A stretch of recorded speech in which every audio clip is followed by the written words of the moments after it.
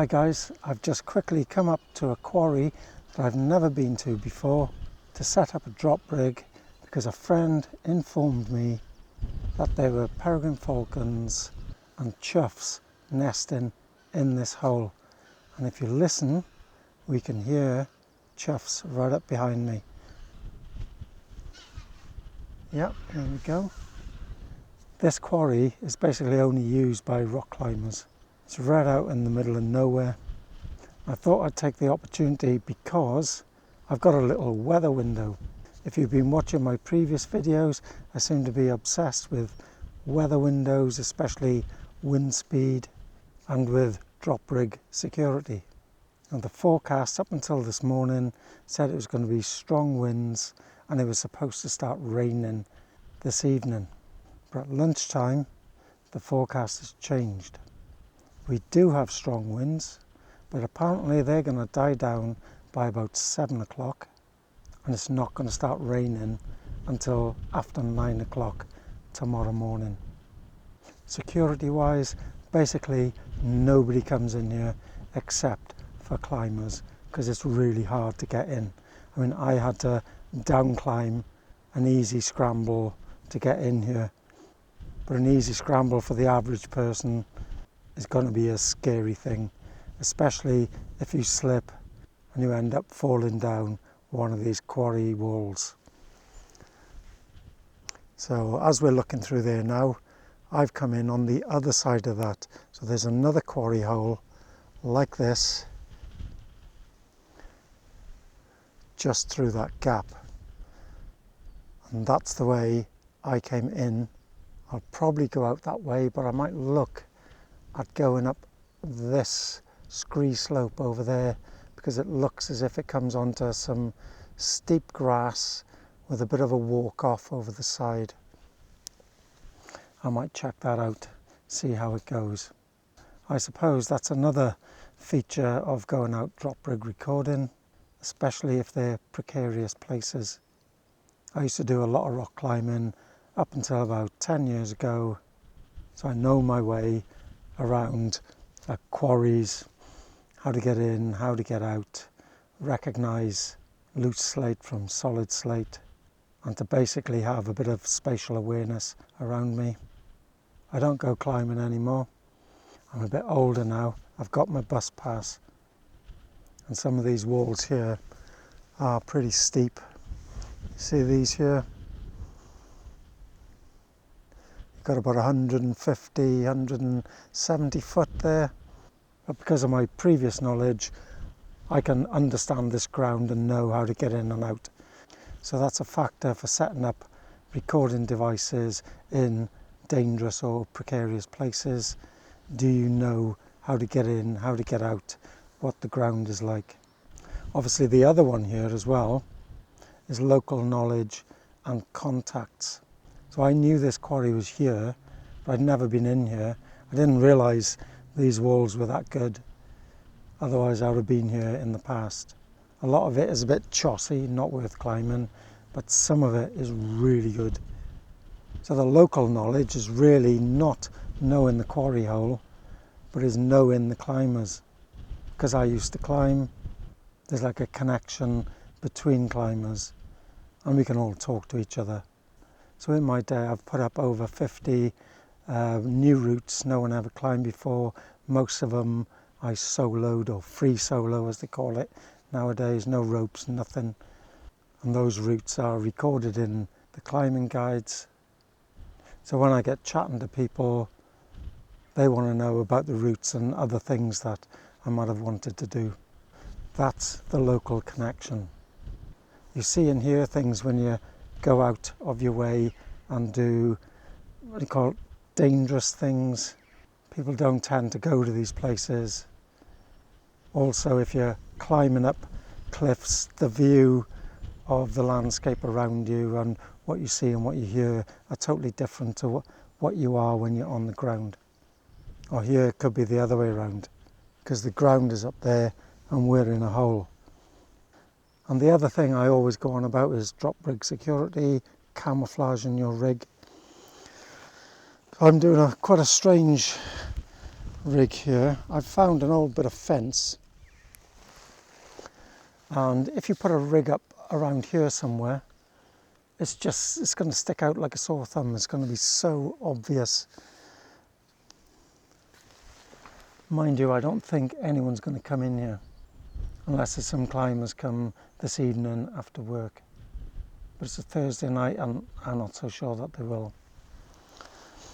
So what I've done is I've put the clippies on with the clips. The recorder's up and going here. Power bank's fully charged. We're already recording. So give us a moment, I'll pack it up and I'll show you what I do next.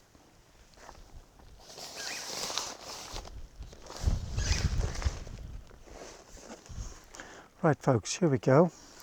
I've packed up the rig in the bag. I'm going to push that into the coil of wire. I'm going to get the moss that was in it and I'm going to put that over the top of there. So all we got sticking up really are the microphones with the wind protectors. Look at the colour of the slate. Look at the colour of these, it's not too different. So I put a piece of slate right in the front of it there.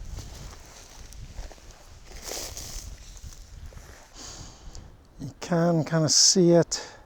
So what I'm going to do is I'm going to put some other bits of slate around because it's the same colour, more or less. There's lichen on the slate. So I'll do that and we'll have another look.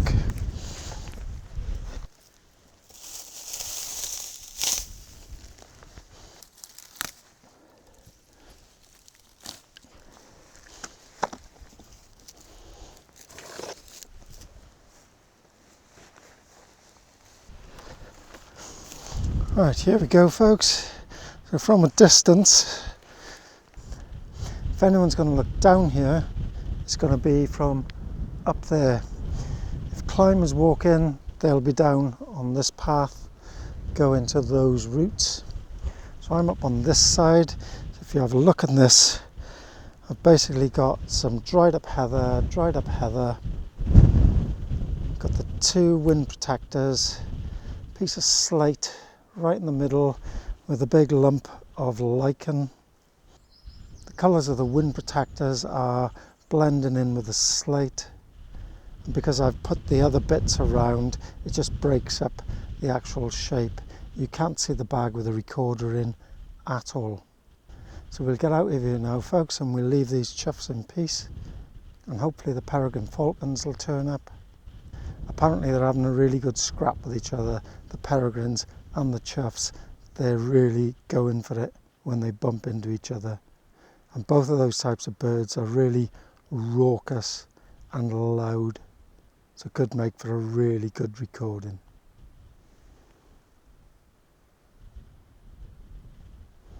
Thought I could hear voices up there. Right, I've been at the recording site too long.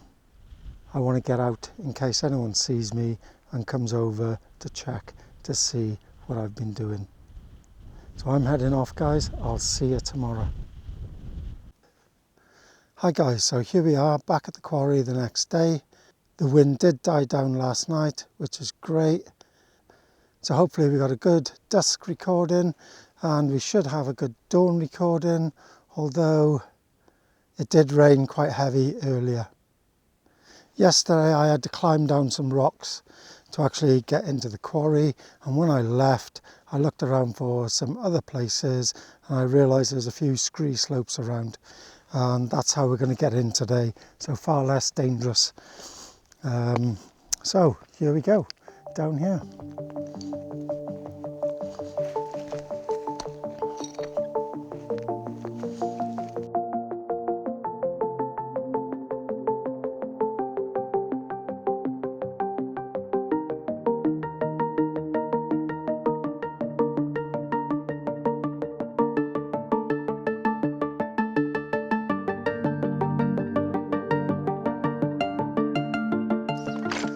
There we go folks, down the bottom.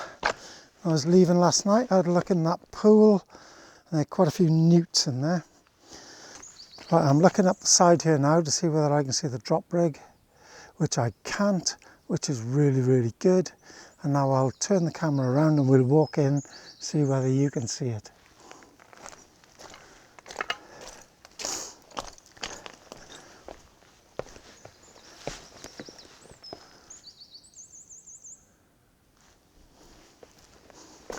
Ah, right, okay, I can see one part of it now.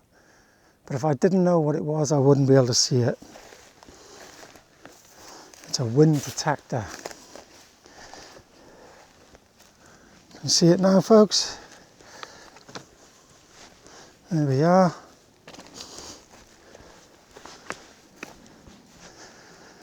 All still here, all safe and sound. Doesn't look like any birds have been at it.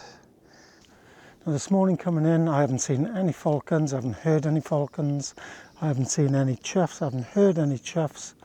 I did see some carrion crows up here, which makes me think, are the peregrines nesting here at all?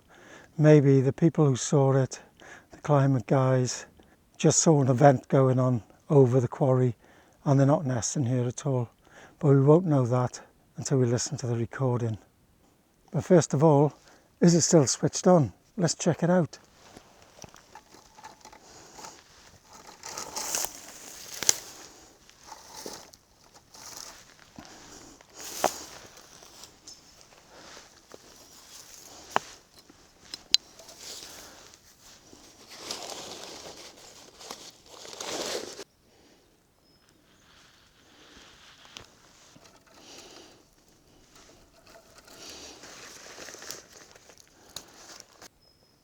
Power bank's still on, that means the recorder will still be on. Let's just check. Yep, recording away. Right, I'm going to switch that off now and get out of here before it rains.